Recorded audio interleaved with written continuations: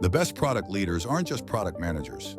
They are part psychologists, part economists, part strategists. They see the world through a lens of first principles. But how do you move from theory to practice?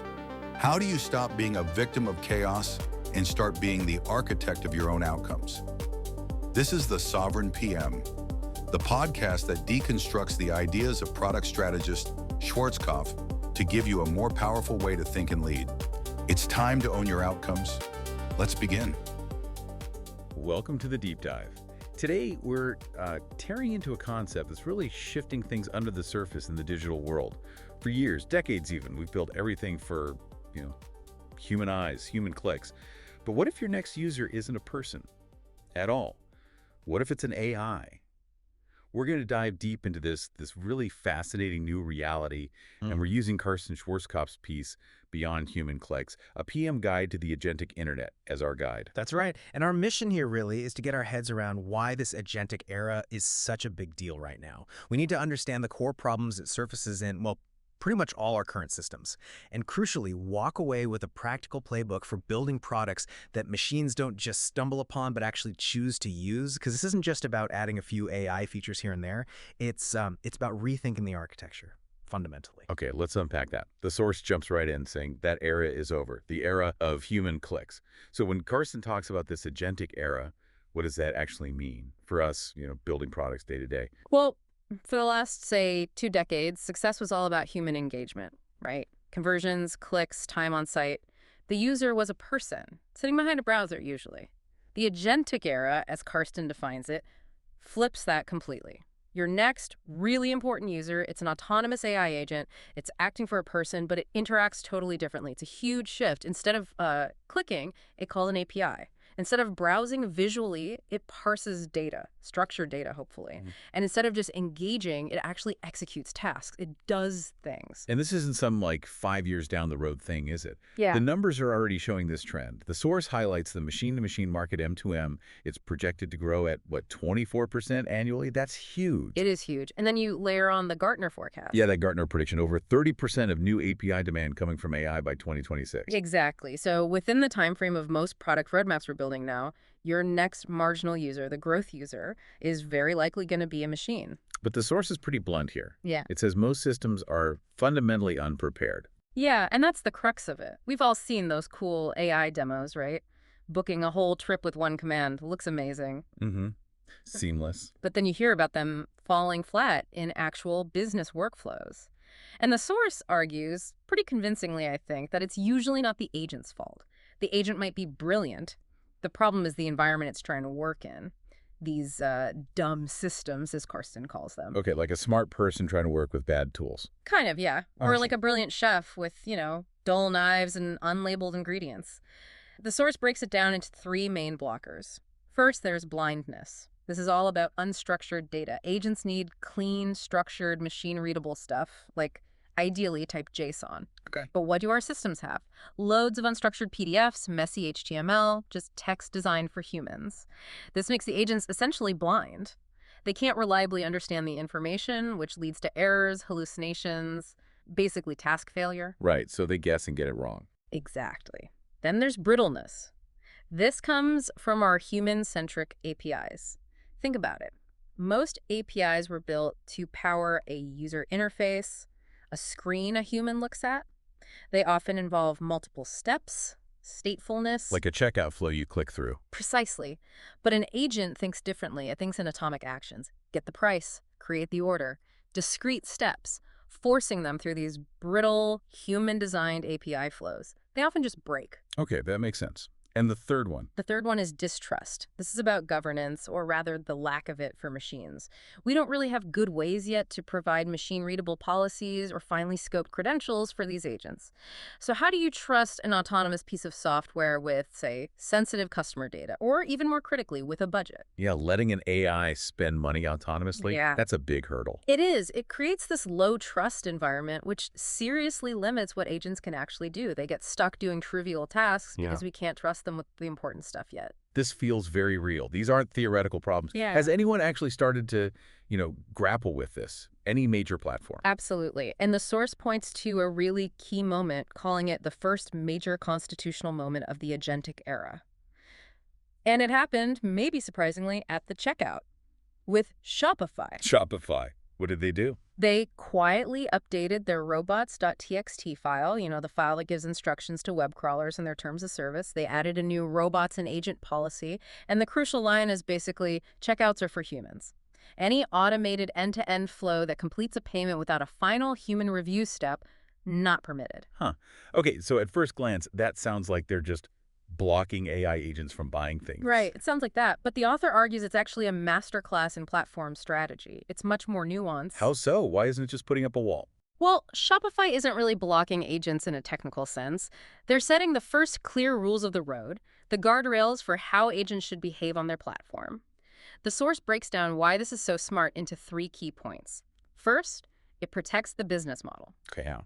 Shopify makes a lot of money from its integrated payment services, like Shopify Payments. If you have these uncontrolled buy-for-me agents just executing purchases, they could potentially bypass Shopify's preferred payment rails, hitting a core revenue stream. Requiring that final human review keeps the transaction within their controlled ecosystem, a bit like how Amazon manages its checkout. Right, keeps it on their turf. Makes sense. What else? Second, it guides. It doesn't technically block. Yeah. That robots.txt file, it's not like a firewall. It's a policy signal. It tells well-behaved bots, the ones that respect the rules, what they should and shouldn't do. A developer could ignore it, technically, but then they'd be knowingly violating Shopify's policy. So Shopify isn't building a wall. They're writing a kind of constitution for agent behavior on their platform. A constitution. I like that. Setting the norms. And the third reason. And this is maybe the most important. It channels innovation into a preferred path. The policy subtly pushes developers away from trying to build hacky, screen-scraping workarounds for checkout, and it pushes them towards Shopify's official checkout kit SDK. Ah, so use our tools if you want to innovate here. Exactly. The SDK lets developers customize the checkout experience deeply, but it does so while preserving Shopify's core logic, their security, their UI extensions, and importantly, their payment integrations. So they're not saying no to agent-driven innovation. They're saying, innovate here on our terms, using our approved tools. And the lesson for product leaders is huge. If your product isn't designed to play nicely, to be a legitimate, policy-aware participant, you risk getting architected out of these future high-value agent workflows. That really lands. It's about staying relevant, not just compliant. Okay, so for all of us listening, building products day in, day out, how do we start preparing? The source talks about a new mandate. Stop thinking clicks. Start thinking of your product as a service node for autonomous agents. What does that look like in practice? It looks like a pretty significant shift in focus. And the source lays out a practical playbook, really, with 4 essential changes product teams need to make. First, treat structured data as a first-class feature. This is huge. Stop seeing data as just a byproduct of your app. Like it's not just exhaust fumes from the UI engine. Exactly. Every critical piece of information needs to be treated as a product in itself. For product managers, this means making it the highest priority to expose that data as clean-typed, well-documented JSON. Why? Because every single well-structured field you provide directly lowers the hallucination risk for an agent. It helps them understand correctly. Okay, so data quality becomes paramount. What's next? Second, redesign APIs for atomic actions. We touched on this. Your current APIs, they're probably designed to paint screens for humans. You need to refactor your high-volume APIs around atomic verbs, single responsibility endpoints. Think POST v1 tool search or POST v1 orders create. Clean, simple actions. And polish machine-readable descriptions like an open API spec so agents know exactly how to use them. The goal is to match your product's capabilities to how an agent actually thinks and makes decisions step by step. Right, breaking down complex flows into reusable, agent-friendly building blocks. Precisely. Third, build governance in the flow, not bolted on around it. Our current security is usually based on human roles, right? Admins, users, viewers. For agents, governance needs to be machine-readable and enforced right at the API gateway. So what does that mean specifically? It means things like using credentials that are tightly scoped, giving the agent the absolute minimum permission it needs for a task, nothing more. Defining clear machine-readable spend limits for every agent interaction, if applicable. Implementing real-time anomaly detection. spotting weird agent behavior before it causes a data breach or runs up a huge bill. Catching it proactively. Yes, and maintaining immutable audit trails. You need a perfect record of every single thing every agent does for traceability and debugging. It's about building machine-level trust. Okay. Beta, APIs, governance. What's the fourth shift? Fourth, instrument for observability from day one. This is critical. When a human has a problem, you might look at logs from one service, maybe two. But an agent's task, that might be a multi-step plan that crosses many different services, maybe even different companies' APIs. If you don't have end-to-end distributed tracing set up from the start, when something goes wrong, you'll be completely flying blind. You can't fix what you literally cannot see across the whole journey. You got it. You simply cannot debug, you can't optimize, you can't even really understand the agent's workflow if you can't observe it properly end to end. That feels like such a crucial, practical point. Okay, bringing this all together, thinking bigger picture, what's the main takeaway here from diving into the agentic internet? I mean, if you look at the evidence, the capital flowing into AI, those API demand forecasts we mentioned, the strategic chess moves from giants like Shopify. It seems pretty clear the agentic internet isn't some niche thing or a far-off dream. It's emerging now.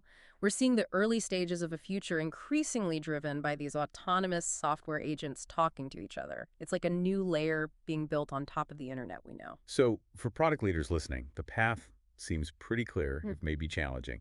You can keep optimizing purely for human clicks, but you risk building products that become sort of dead ends, isolated, unable to participate in this new machine economy. Or you start the hard work now, re-architecting your products to, as the source says, speak the language of agents. Exactly.